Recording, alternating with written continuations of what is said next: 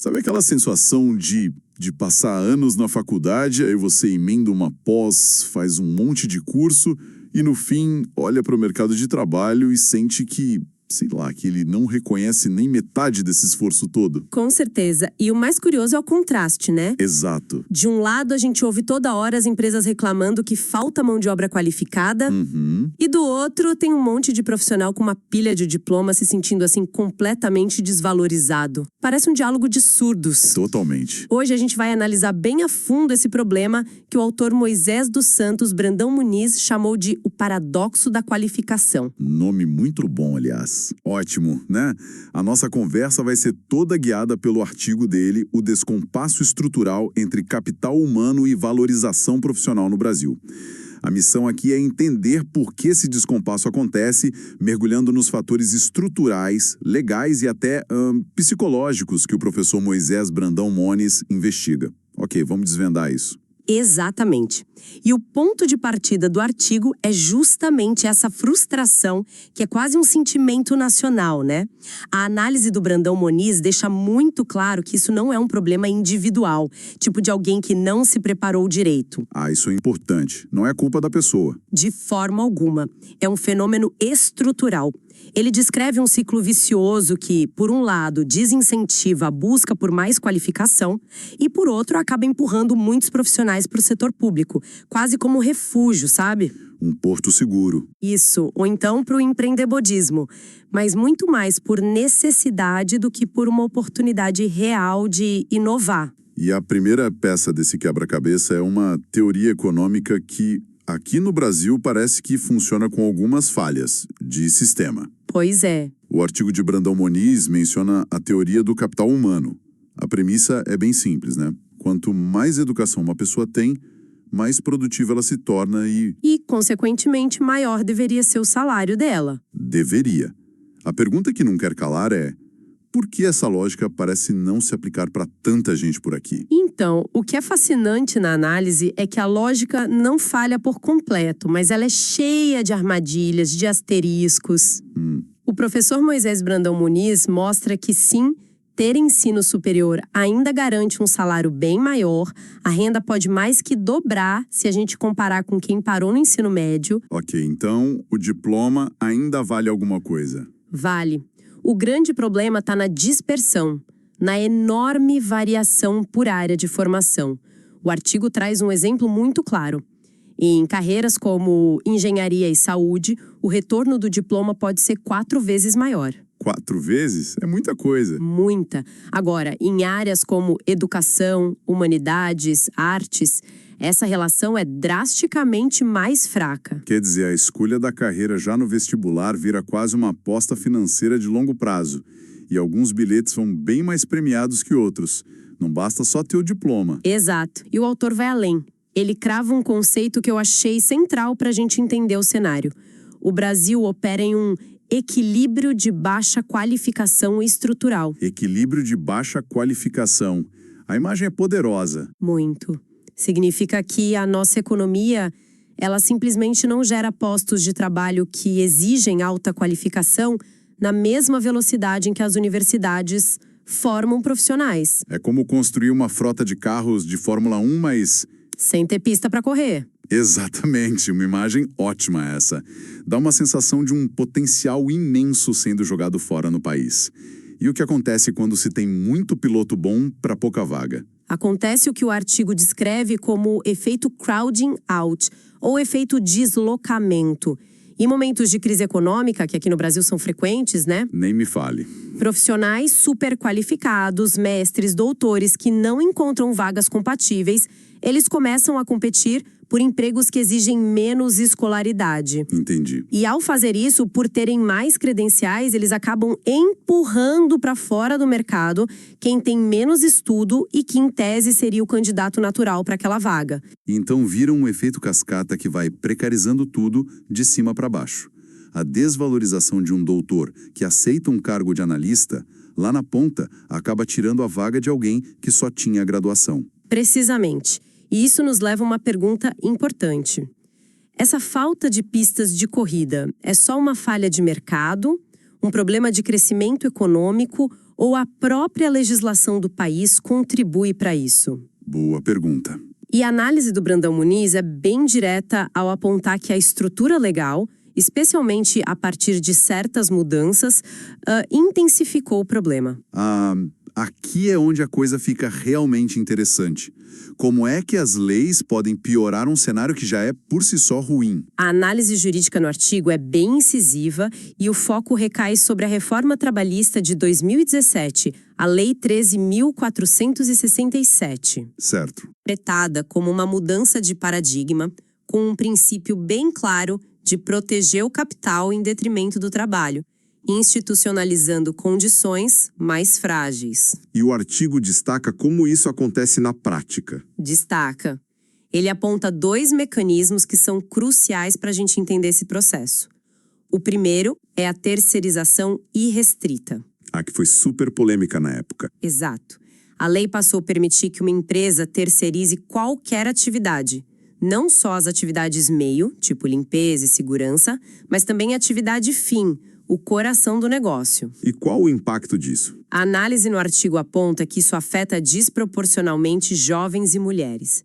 Para muitos, a porta de entrada no mercado de trabalho passa-se através de uma empresa terceirizada. O que geralmente significa salários menores, menos benefícios e uma exposição a riscos muito maior. Quer dizer que a porta de entrada já é uma porta de serviço com menos direitos e mais instabilidade desde o primeiro dia de trabalho. Exatamente essa a leitura. Isso se conecta com um segundo mecanismo que talvez seja ainda mais perverso, a chamada pejotização. Pejotização? Virar PJ? Isso. O artigo explica como a reforma, por meio do artigo 442b da CLT, fragilizou o conceito de vínculo empregatício.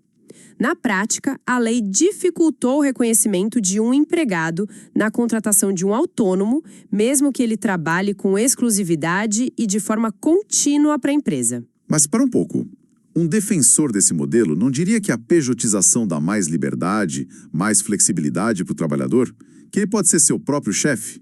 O artigo do Brandão Muniz contesta essa visão. Contesta frontalmente.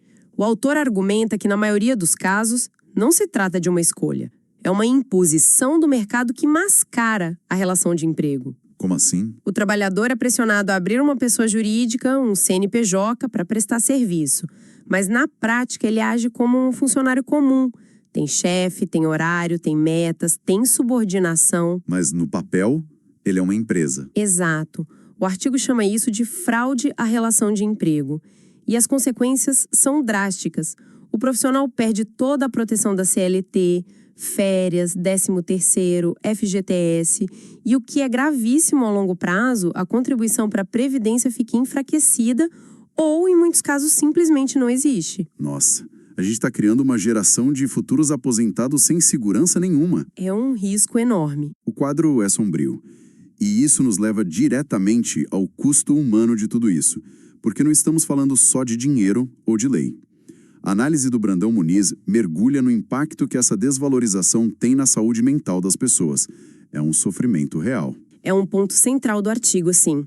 O autor usa a teoria da psicodinâmica do trabalho para explicar como o trabalho, que deveria ser fonte de identidade, de realização, se transforma num campo de sofrimento patogênico. Um nome forte. E a ideia é forte. Isso acontece quando as condições são precárias e a organização do trabalho impede que a pessoa se sinta reconhecida, se sinta útil. E esse sofrimento é amplificado por algo que ele chama de ideologia da excelência. Sua familiar. É aquela cultura do seja sua melhor versão o tempo todo. A pressão para ser sempre produtivo, proativo, inovador, mas sem a recompensa. Exatamente. É um individualismo competitivo onde a responsabilidade pelo sucesso ou pelo fracasso é jogada inteiramente nas costas do indivíduo. O problema, como o artigo aponta, é que quando todo esse esforço para ser excelente não é recompensado, vira frustração. Vira puro sofrimento. E isso leva a um sintoma muito específico e preocupante, o presenteísmo. Que não é o contrário de faltar ao trabalho, de absenteísmo, certo? É algo mais sutil. Muito mais sutil e perigoso. O presenteísmo é o fenômeno de ir trabalhar mesmo estando doente, seja física ou psicologicamente. A pessoa está de corpo presente, mas a mente não está lá. A produtividade está comprometida, o sofrimento é constante. E por que alguém faria isso? A pesquisa citada por Brandão Muniz liga isso a ambientes de alta demanda e baixo controle. Imagina um professor com uma gripe forte ou à beira de um esgotamento. A pressão da escola, a preocupação com os alunos, o medo de ser mal avaliado, tudo isso faz ele trabalhar. Entendi. Ele tá lá, mas não consegue ensinar direito. O cansaço só piora e o risco de um colapso completo aumenta.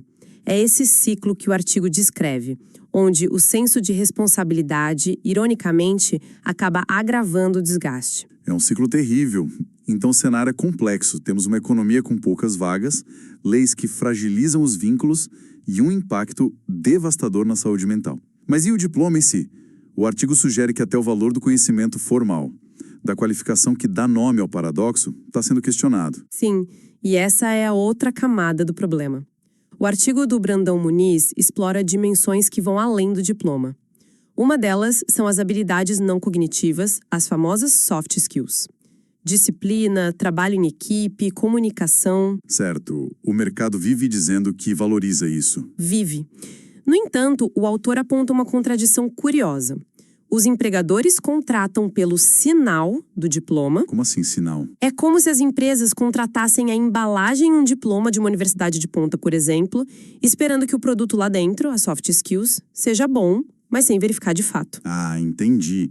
Eles veem um doutorado e presumem que a pessoa é disciplinada e perseverante. Exatamente essa a ideia. Mas nem sempre é o caso.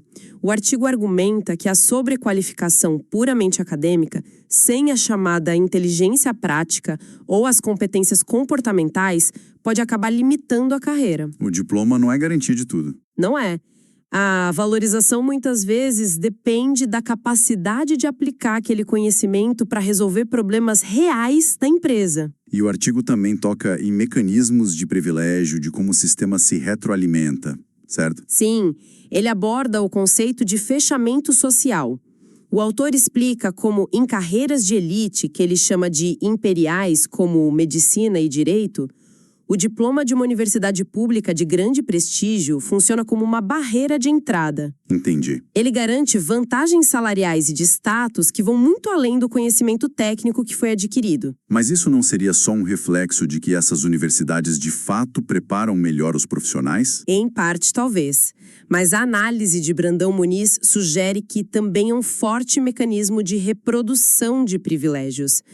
Cria-se um clube exclusivo, onde o diploma funciona como uma credencial que sinaliza não apenas competência, mas também pertencimento a uma determinada classe social. Faz sentido. E tem um último ponto que amarra bem essa ideia da aplicação do conhecimento. O artigo cita o exemplo de profissionais de segurança e saúde no meio ambiente. Eles relatam que só conseguem progredir na carreira quando aprendem a demonstrar uma mentalidade de negócios. Ou seja, o conhecimento técnico sobre segurança não basta. O profissional qualificado precisa se tornar uma espécie de vendedor do seu próprio valor, traduzindo tudo em impacto financeiro para a empresa. Precisamente. Ele precisa provar que seu trabalho não é um custo, mas investimento que gera retorno. Isso mostra de forma muito clara que a aplicação prática e mensurável do conhecimento, no fim das contas, é o que o mercado frequentemente valoriza mais do que o conhecimento em si. Então, o que tudo isso significa?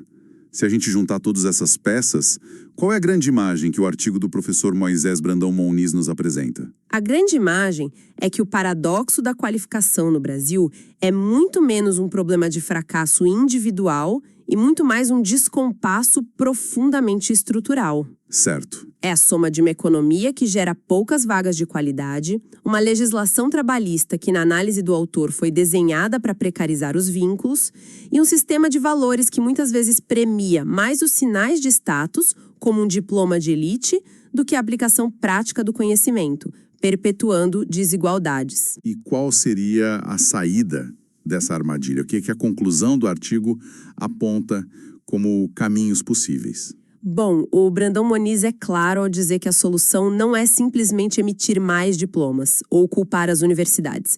É preciso uma articulação muito mais inteligente, mais estratégica entre o sistema educacional e as necessidades reais do setor produtivo. Uma conexão que hoje parece não existir direito. Exato. Isso envolve desenvolver não apenas as habilidades técnicas, mas também, e de forma intencional, as competências socioemocionais, as soft skills, desde a formação inicial.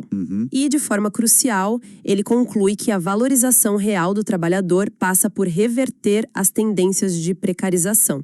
Garantir dignidade, proteger a saúde mental e oferecer segurança jurídica não são luxos, são a base para um mercado de trabalho que seja de fato saudável e produtivo. É uma análise densa e muito, muito necessária. Para fechar, o artigo de Moisés Brandão Muniz nos mostra que muitos profissionais qualificados frustrados com o mercado privado buscam refúgio no setor público ou se arriscam no empreendedorismo por pura necessidade de sobrevivência. A questão que fica para nossa reflexão é: o que acontece com a capacidade de inovação de um país quando seus talentos mais preparados não estão focados em criar e arriscar, mas em simplesmente encontrar um porto seguro?